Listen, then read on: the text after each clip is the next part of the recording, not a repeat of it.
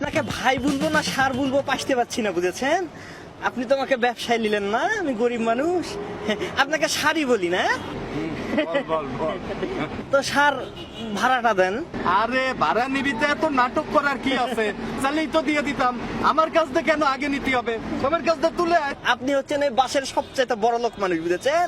তো ভাবলাম আপনাকে নিয়ে সাইড করি।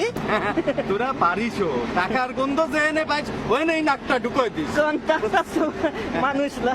হ্যাঁ তোরা কন্ট্রাক্টর যাত্রাই বুঝছিস খারাপ যা এই নে। সার আপনি মনে হয় পাসতে পারেননি, বুঝেছেন? আপনি যখন বাসে টুক করে উঠলেন তখনই কিন্তু আমি অ্যানাউন্স দিয়ে দিয়েছি ভাড়া কিন্তু 20 টাকা, বুঝেছেন? আরে 20 টাকা কইছিস তাতে থেকে আমি মাইনে নিচ্ছি নাকি? আমার কাছে শুনেছিস যে আপনি রাজি কিনা? আমি কইছি কইছিলাম একবারও। আপনি তো নাও করেননি, বুঝেছেন? আরে তখন তো তুই করছিলি খাওয়ার কথা, তে খাওয়ার দিবি না খাবো না। তারপর আমি কিন্তু বললাম যে যারা খাইতে চাইছে তাদের কিন্তু আমি নেমে যেতে বলেছি, আপনি কিন্তু সারলামেননি। দেন 20 টাকা দেন। হ্যাঁ 20 টাকা কি মগের মূল্য নাকি?